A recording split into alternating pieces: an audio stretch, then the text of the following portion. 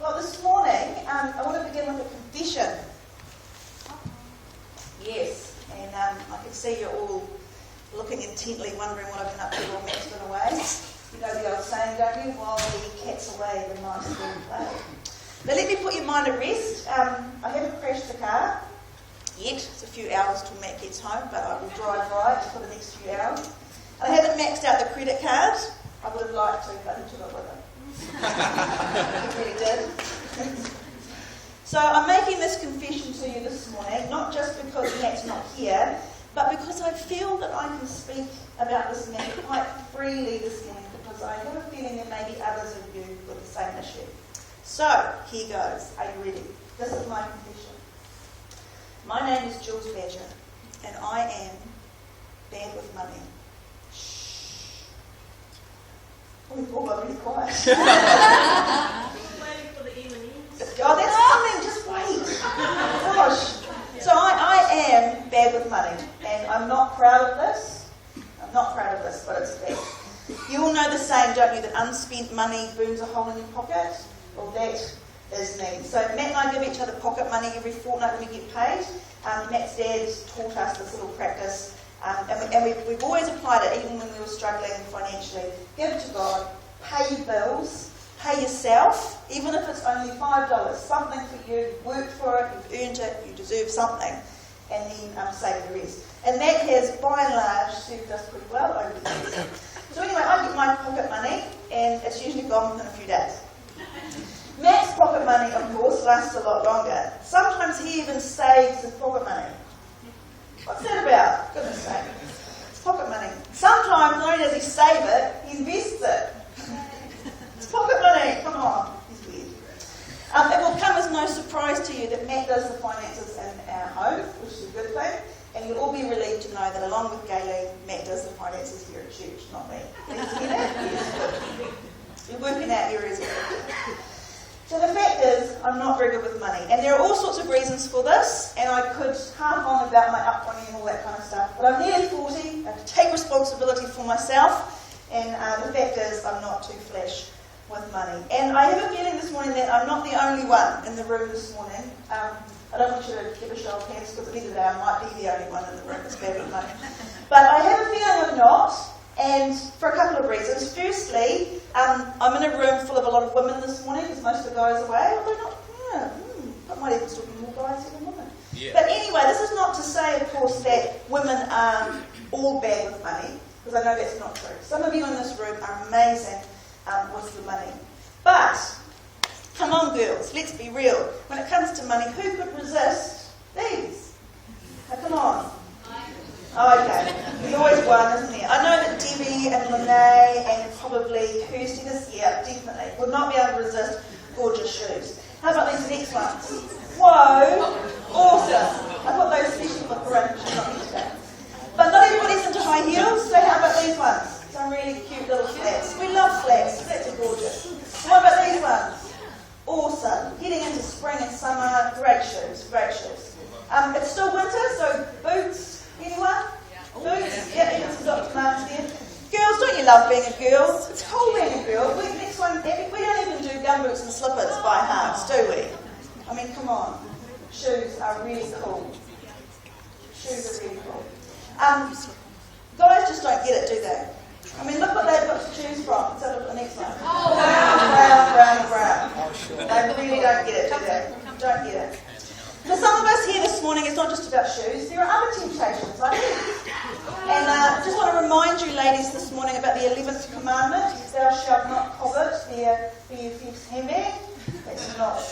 We won't even go there when it comes to clothes, but I will this morning give a quick plug for the family store. Now, I went to the family store a little while ago, and I got 2 Stacks label dresses, right? Stacks label dresses for $10 each. Preaching sister. Save hundreds. But you know what? My husband still cannot comprehend what a bargain is all about. I'm trying to say we've saved hundreds, and he's like, but you spent. How can that be saving? I just don't get it. They don't understand this whole thing about what a bargain is. So, on a more sobering note, for others of us, our money goes on our vices, doesn't it? So, Starbucks, alcohol, ice cream, chocolate, The ice cream's for you, Gabs.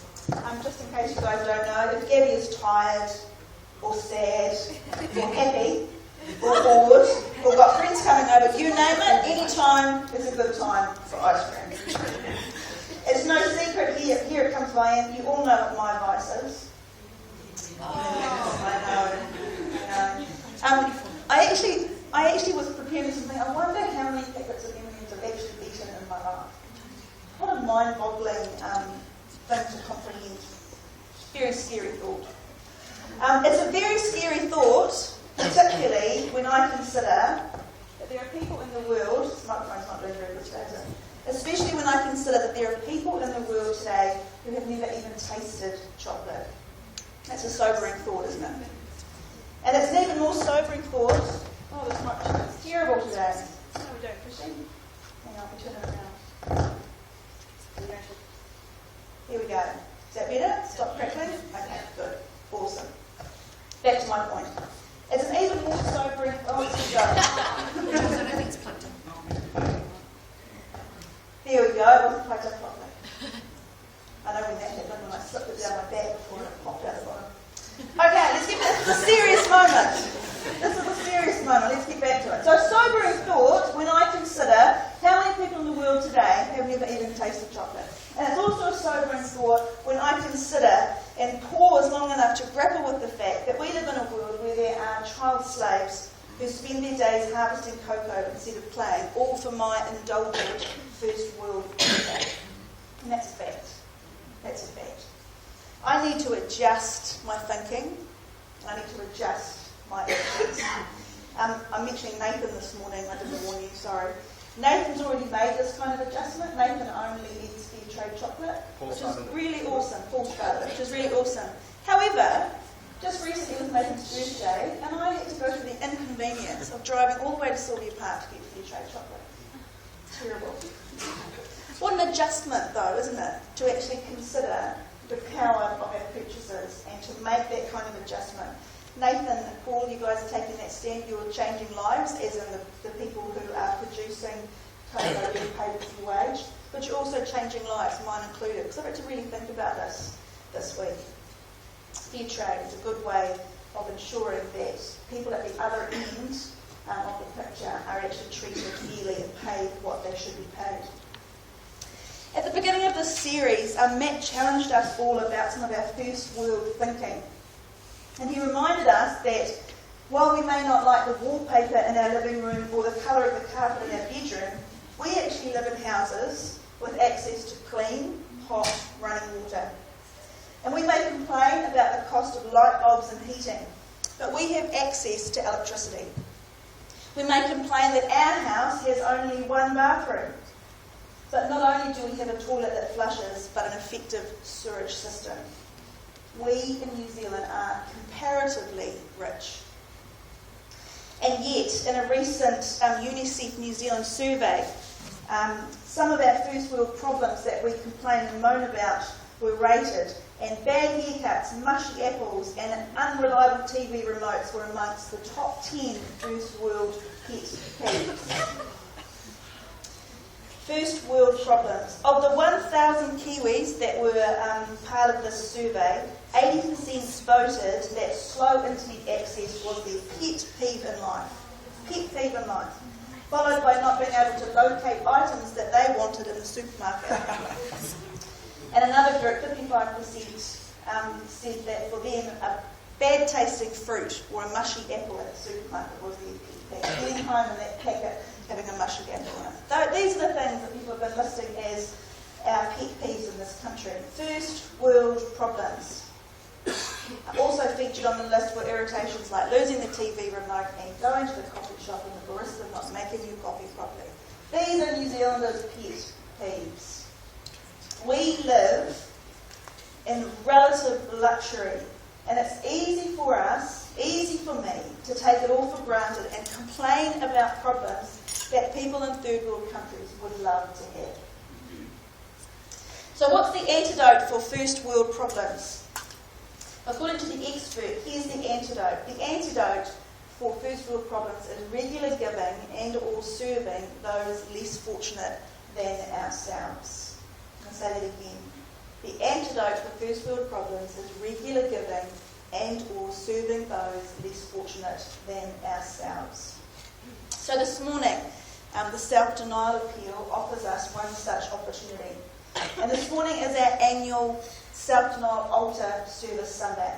And very soon we'll each have the opportunity to give to the international work of the Salvation Army. And as I said earlier, we've seen some really great stories this year.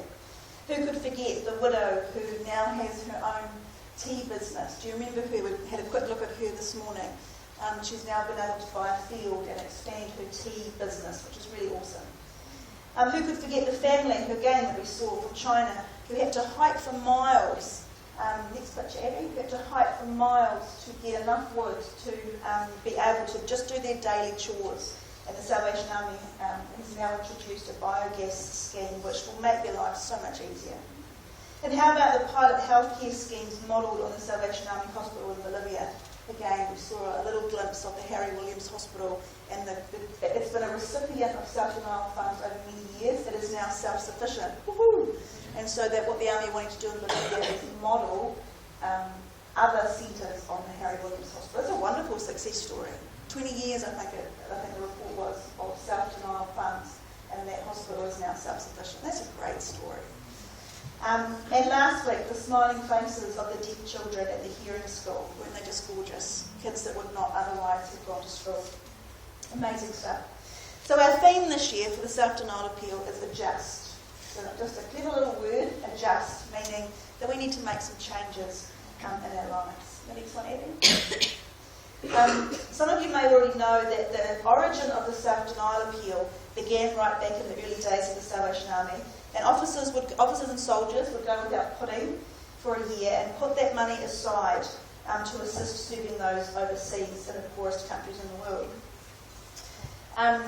This morning I have another confession to make. At the beginning of the self-denial appeal this year, I had this feeling that maybe this year I should actually give up my chocolate addiction for the 6 weeks of the appeal and put the money aside and put that money towards the appeal. But I pushed that thought to the back of my mind and forgot it. I pushed that thought to the back of my mind and forgot it. And it's interesting, isn't it? Because God had given me a very practical nudge this year to actually adjust and really deny something that is very important to me. And I ignored it. And I ignored it because Matt and I have gotten into a routine when it comes to preparing to give to the self-denial appeal, and it's pretty effective. Some of you'll see on the screen there, the self-denial appeal used to be called OSIMS, 1 week salary on missionary service.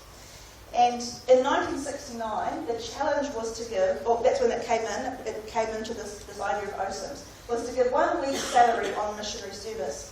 And I know there are many officers and soldiers still today who save throughout the year, and they do just that. They put aside 1 week's salary for the opera. Many of you do that as well. Many of us give a weekly donation over the period of the self-denial launch and leading up to today, and that's really precious. So Matt and I over the years have got a little compulsory savings plan, and we set aside our tax return. So when our tax return comes, I used to be all excited about being able to buy shoes and handbags and stuff, chocolate, but I know now a tax return is God's money. We just put that aside. But it doesn't actually feel like I'm denying myself anymore, because that practice has become so routine. It doesn't feel like a sacrifice anymore, because we've gotten so used to the pattern. It doesn't actually hurt me anymore. It doesn't affect my life very much. And so I think this year God was trying to challenge me, trying to get my attention when he brought to mind this idea of giving up chocolate. God was wanting me to take a fresh look at my giving, and this whole concept, and this is what I want you guys to think about this morning, this whole concept of what it means to deny myself and actually give sacrificially. You know, I just about got away with ignoring God on this whole idea of giving sacrificially until I sat down to prepare this message. And I realised that I couldn't stand before you this morning on Altar Sunday and not be honest. You see, I've become really, really comfortable with my giving. And I'm wondering this morning if that may be the case for some of us here in the room. I'm wondering if we, as a faith community, have really grappled with what it means to deny ourselves this year, what it means to give sacrificially. Because when William Booth introduced the self-denial appeal, it was a strong implication about sacrifice, denying ourselves something, sacrificing something. It was a call for us to give sacrificially out of our relative Western world wealth for the benefit of those who would not otherwise be able to support themselves in other countries. Now, before I go any further, number one, it's been really hot. Can you turn the heater off, please? Before I go any further, I know there are some of you in the room this morning and you're thinking, well, Jules, that's all very well and good, but there are some of us in this room this morning who are struggling to support ourselves. New Zealand may well be a first world country and comparatively wealthy, and we may have our first world problems, but we also have some serious poverty issues right here in our own backyard, don't we? Yes, we do, and there is no denying it. We live in a country, don't we, where Coke is cheaper than milk. We live in a country where alcohol is cheaper than bottled water. It's not right. We know that poverty fuels poor health and addiction. We know these things. These are the statistics. We know that the cost of housing in New Zealand is horrendous, and the rich are getting richer and the poor are getting poorer, and the gap between the two is widening every year. Some of you will have seen Nigel Latter's series, and his first one on the haves and the have-nots expressed some of those statistics. I was absolutely floored by some of the statistics in terms of the gap between the haves and the have-nots. Nigel Latter talked about how there was a time in New Zealand where the solution to hardship was really simple. Get a job, save. But it's not that simple anymore, is it? We know, the statistics tell us, that there are families with two parents working who are still struggling financially with basic living costs. There is a huge discrepancy between the minimum wage and our actual living costs. We've coined a new phrase in this country in the last 5 years called the working poor. Once that would have been an oxymoron. How could you be working and poor? But that's actually the case for many New Zealanders now. Many of them come through our doors during the week looking for assistance. And the reality is that for some of you here this morning, that's the circumstance you live in. So, Jules, how can the Salvation Army expect me this morning to give to the overseas work when I know there is so much need here in our own community? Well, I want to make something really clear to you this morning. I'm not here to tell you what you should or who you should give your money to. This is not a rant or a sales pitch about what you should be giving to the self-denial appeal or what you should be giving in your weekly offering. Instead, I want us this morning just to take a breath. I'm going to reread to you the story of the widow's offering. And I want us to spend some time thinking about what the act of giving is really all about. So let me read to you again from Mark chapter 12, the widow's offering. Jesus sat down opposite the place where the offerings were put, and he watched the crowd putting their money into the temple treasury. Many rich people threw in large amounts, but a poor widow came and put in 2 very small copper coins, worth only a fraction of a penny. Calling his disciples to him, Jesus said, I tell you the truth, this poor widow has put more money into the treasury than all the others. They gave out of their wealth, but she, out of her poverty, put in everything, all she had to live on. It's an incredible story, isn't it? And at first glance, it seems to be saying that we should put everything we have in the offering plate. Oops. But note, I just used the word should. At first glance, Jesus seems to be saying that we should put everything we have in the offering plate.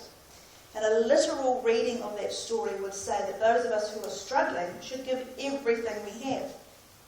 But that's not what Jesus is getting at. There's something else going on here. Something special. And something that I don't want any of you to miss this morning. So unlike us here at East City when we pass the little offering kitties around the room, in the treasury where Jesus was sitting that day, there were 13 shofar chests, and if you're wondering what those are, they were large trumpet-shaped receptacles for the collection of the contributions brought by the worshippers. So remember, in those days there was no paper money, there was no electronic giving, there were no little envelopes to put your offering in. So when you put money in the shofar trumpets, everybody could hear your contribution. And when the rich put their money in, it was a loud, resounding sound. But when this widow put her contribution in, it would have barely made a noise. So you can imagine, Jesus is sitting there watching the people file past. He's hearing the loud clatter of the rich putting their money in. And then he sees this woman with her 2 tiny coins, everything she has for that week or that month or whatever, and it barely makes a sound. We're also told in the book of Mark that she's not just a widow, she's a poor widow. And many of you will know that in biblical times, a woman on her own without a husband was essentially destitute. So what she had was a mere pittance, the smallest amount of Greek lepta, smallest coin. And it was the smallest coin in circulation at the time. It was practically worthless. And the NIV translates her offering as being worth only a fraction of a penny. So it was literally just a few cents that she put in. Some of you might think, oh, that's hardly worth the bother. Hardly worth the bother. But Jesus, he has other ideas. This next picture I really love because not only does it depict the possibility that not only was this woman a widow, but she may well have had mouths to feed. She may have been a young widow. We don't know whether she was someone who was a senior woman whose husband had died, or whether she was a young widow with children and mouths to feed. But I love the fact here she is, and here's Jesus with the disciples right here, making a point of teaching them from what she's doing. So Jesus talks to the disciples, and he says this, calling the disciples to him, Jesus said, I tell you the truth, this poor widow has put more into the treasury than all the others. Well, we might be thinking, well, Jesus has really, really bad maths. Really, really bad maths. What does he mean? Well, I want to suggest to you this morning that the maths of faith is quite different to the maths of the world. Jesus says that she gave more than all the others. Why? Because in verse 44, they gave out of their wealth, but she, out of her poverty, put in everything, all she had to live on. And Jesus commends her for this. What is going on here? Is he mad? Well, he's not mad with her. He's mad with the rich. The rich in this picture give sizable offerings, but they're creaming off their excess, for they remain rich even after they've given. But this woman, this poor widow, she gives everything she has. She gives sacrificially. Now in doing so, she's not displaying complete insanity. She's not displaying naivety. What she's doing and what Jesus is wanting to point out, and what I want us to not miss this morning, is that she's expressing her trust that God will provide for her. Let me say that again. In giving everything she has and giving sacrificially, this poor widow is expressing her trust in God. Giving is about trust. It's a matter of the heart, not of the purse. The sound of the rich throwing in their offering drowns the tinkling of her 2 little coins, but her heart's devotion outweighs theirs. You see, guys, the Bible teaches that giving is an act of faith, and any true act of faith is motivated not by a bunch of shoulds. Okay? Any true act of faith is motivated not by a bunch of shoulds. I should give this much, I should give that much. Any true act of faith is not motivated by a bunch of shoulds, but instead it is a response to God's love for us and an expression of our trust in Him to provide for us. Giving is about trust. It's a matter of the heart, not the purse. It's about sacrifice, not religion. It's about our relationship with God, not comparisons with others. And we do that all the time, don't we? We wonder, what are they putting in the offering box? It's not about that. It's about our relationship with God. And I want to suggest very strongly to you this morning that it's not the amount we give that matters to God. What pleases Him is the sacrificial attitude with which we give. So if you remember nothing else this morning, remember that. What pleases God is not what we give, but the attitude with which we give. Okay? Not what we give, but the attitude with which we give. The woman in the story, she has no name. She could be anyone. She could be one of us. She could be me. She could be you. So the question before us this morning is a simple one. Am I giving from the heart as a response to God's love for me and as an expression of my trust in Him to provide for me? Or am I giving out of religious shoulds? Or worse, am I comparing myself to others and wondering if my offering will stack up? In the face of the world's great needs, my self-denial offering, or our weekly offerings for that matter, may look small. But Scripture teaches us that God can take the most humble offering and do something great with us. In the first week of this series, Matt talked about the feeding of the 5,000. And what did it begin with? A little boy sacrificing his lunch. God does and will continue to take our humble, heartfelt, sacrificial offerings, and in the kingdom economy, in the maths of faith, God will do something great, useful, and influential that will make a difference in this world. So the challenge for us this morning is to give willingly, sacrificially, expectantly. And I love the words of Barbara Sampson in the little self-denial devotion this year. She said we are to give standing on our tippy toes, waiting to see what God will do. Isn't that cool? I love that picture. And this year, as we've watched the DVDs, we've seen something of what God has done with our offerings through the self-denial appeal over many years. Some really amazing stories this year of hope, of justice, of life for those in need. So the maths of faith says that an offering made in trust plus God's blessing equals something immeasurably more than all we could ask or imagine, according to his power that is at work within us. And those verses are from Ephesians 3:20. The maths of faith says that an offering made in trust plus God's blessing equals something immeasurably more than all we could ask or imagine, according to his power that is at work in us. So this morning, I have my pocket money. So Matt and I, as I said before, we give as we normally do every year. But this year I really felt God saying, Jules, that pocket money that you waste, that pocket money that burns a hole in your pocket anyway, my $50 for the fortnight, that's my coffee money and my chocolate and my Sweet Tooth Tuesday with Kimberly, it's going to hurt me the next fortnight. It's going to hurt you too, isn't it? Terribly. So this year I'm going to be obedient. And I'm going to give and it's going to hurt. It might seem little and frivolous to you guys, but for Matt and I, that's my little bit of, that's my own, my precious. That's my little bit of money to do with what I want. And this year God is saying, Jules, give sacrificially. Give sacrificially. So this is going to hurt. So I put it in the envelope. And this year I'm giving it to God with my whole heart. And I'm giving willingly, sacrificially, expectantly, standing on my tiptoes, waiting to see what wonderful things God will do with it. This year I'm giving from my heart as a response to God's love for me and an expression of my trust in him. We live in a country, yes, we have our own issues here, but we live in relative wealth this morning. So, we're going to play the Self-Denial Hope is Rising theme song, and I invite you this morning to come and put your offerings over here. And maybe this morning you've only got 2 small coins to rub together.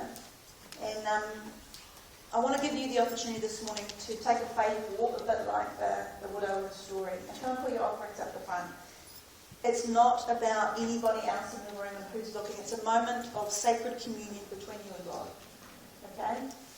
If you've got nothing to put in there today, you still may want to come and just stand and just thank God for his provision. Okay? This is a moment between you and God. Okay? And we've seen in this story, Jesus wasn't impressed by the showy giving. He was impressed at that woman's heart. So this morning, take your heart in your hands and have a moment with God, a moment of sacred communion, and take this time to reflect as we play this song and to give your self-denial offering.